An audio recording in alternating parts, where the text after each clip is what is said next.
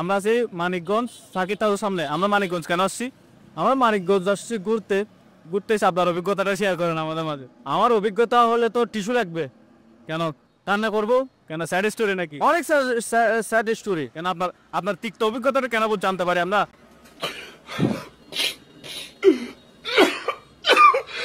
গতকাল আসছি একটা হোটেলে ছিলাম, মনে করছিলাম মানিকগঞ্জটা ঘুরে বেড়াবো। তবে এখানে এসে প্রথম শুরুতে যখন নাস্তার কথা বলেছি, এটা কি করলেন? যাই হোক, একটা নাস্তার দোকানে ঢুকলাম।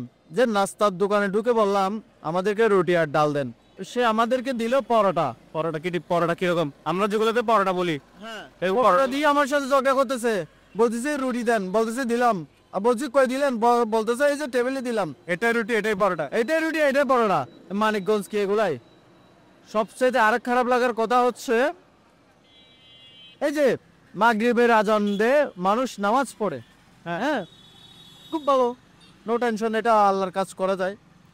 তবে মাগরিবের সাথে সাথে যে মার্কেট বন্ধ করে দিয়ে তারা বাসায় ঢুকে যায়, এটা আমাদেরকে ইনভাইট করে মানিকগঞ্জে, আমাদেরকে ইনভাইট করে আমরা আসতে ঘুরতে বেড়াইতে, তারা যে বাসায় চলে যাবে, আমরা কি দেখবো? কালকে কয়টা বেরিয়েছিলেন রাতে? আমরা রাতে বেরোছি 7টায়। 7টায় কি দোকান বন্ধ ছিল? 7টায় তো প্রায় দোকান বন্ধ, মানে বন্ধ করার পরিকল্পনা চলতেছে, বন্ধ করে দিচ্ছে প্রায়। হ্যাঁ, 80% দোকান বন্ধ। আর 20% যে দোকানগুলো খোলা ছিল, চায়ের দোকান, তারপরে মিষ্টির দোকান, ফুলের দোকান। আচ্ছা আচ্ছা, এছাড়া তো আমি কোনো দোকান খোলা পাইনি। যাই হোক, আমরা হচ্ছে আমাদের এই মানিকগঞ্জ শহর, আমরা শহরটা একটু দেখাচ্ছি, আপনারা দেখেন। এইটা হচ্ছে মানিকগঞ্জ শহরের প্রধান সড়ক হচ্ছে এটাই। এই পাশে হচ্ছে আপনার যত সরকারি অফিস আদালত আছে সবগুলো তো এখানে না। এই পাশে হচ্ছে কি আছে? পুলিশ সুপারের কার্যালয়। একটু দেখান এদিকে, এটা হচ্ছে পুলিশ সুপারের কার্যালয়। তো মূলত আপনার এখানে মানিকগঞ্জ ভ্রমণের অভিজ্ঞতাটা হচ্ছে তিক্ত। আর আসবেন না, আর কখনো আসবো না। ঢাকার একটা ঢাকা একটা ঐতিহ্য, মানুষ বলে না রাজধানী। এই রাজধানীর মধ্যে অন্তত পক্ষে বদনাম তো করা যাবে না। তবে মানিকগঞ্জ এসে যে আমি আর কিছু বলবো না। আচ্ছা, তো আরেকটা বিষয় হচ্ছে, এই আমরা যেখানে আসছি এটা হচ্ছে মানিকগঞ্জ মূল সদর। কিন্তু মূল সদরের যে দোকানপাটগুলো এগুলো বন্ধ করে দেওয়া হচ্ছে রাত 8টার আগে, মানে 8টার পরে সম্পূর্ণ বন্ধ। শুধু চায়ের দোকানগুলোই খোলা থাকে, মিষ্টির দোকানগুলো খোলা থাকে, আর সবগুলো মার্কেট হচ্ছে রাত 8টার পরে বন্ধ।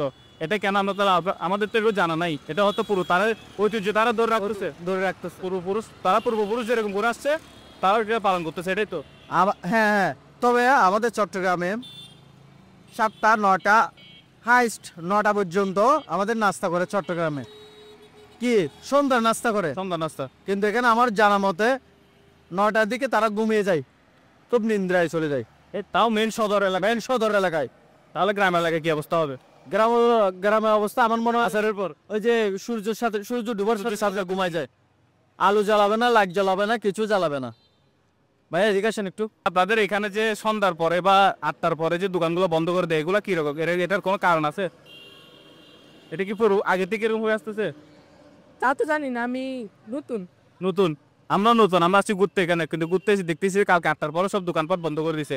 একটা দোকানও খোলা পায় না খাওয়ার জন্য। না, আগে তো এরকম ছিল না। তাহলে কি নতুন করে চালু হয়েছে? তখন থেকে হয়েছে। হ্যাঁ, তখন থেকে হয়েছে। কখন না? মানে আপনাদের ধারণা আছে এরকম দোকান ভালো করে দেখেন রে? 5 বছর ধরে এখানে আছি, 8টাতেই স্বাভাবিক বিষয়, বন্ধ হয়ে গেছে সব দোকানই। না, এটা স্বাভাবিকটা কেন বলতেছি? এটার কোনো কারণ আছে? এমন কারণ তো মানে রাত 12টা একটা বন্ধ দোকান চালু থাকতো, হ্যাঁ, খাওয়ার হোটেল। এখন কিসের লিগা বন্ধ করে তা তো জানি না। তো উনি তো বলতেছে মানে আগে থেকে হয়ে আসতেছে এরকম। আমি 5 বছর ধরে মানিকগঞ্জে আসছি, আমি শুরুতে দেখতেছি আপনি বন্ধ হয়ে যায় 8টা থেকে 9টার ভিতরে সব দোকান বন্ধ হয়ে যায়। এটা তো মূল সদর, মানিকগঞ্জের মূল সদর হচ্ছে এটাই। সদর এলাকায় যদি দোকানগুলো 8টার পরে বন্ধ হয়ে যায়, তাহলে গ্রাম এলাকায় কিরকম হবে?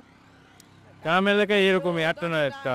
তার মানে মানিকগঞ্জ পুরো জেলাটা হচ্ছে মূলত তাদের এটাই নিয়ম, 8টার পরে মোটামুটি সবগুলো বন্ধ। আমি যেসব জেলায় আগে ছিলাম ওইসব জেলা আপনার 12টা আপনি 1টা পর্যন্ত দোকান। আমরা আসছি চট্টগ্রাম থেকে, এখানে ঘুরতে আসছি।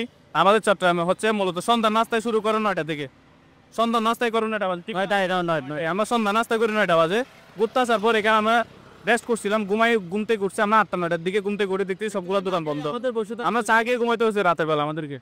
এটা হচ্ছে মানিকগঞ্জের আমাদের ভ্রমণের অভিজ্ঞতা। এটা তারপর আপনারা কি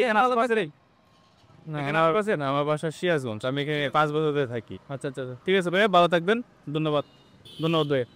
তো এটা হচ্ছে আমাদের মানিকগঞ্জ ভ্রমণের অভিজ্ঞতা আপনারা যারা ঘুরতে আসবেন, যদি ঘুরতে আসার চিন্তা ভাবনা থাকে, মানিকগঞ্জে কিন্তু সেরকম টুরিস্ট প্লেস নাই আশা করি আমার জানা মতে।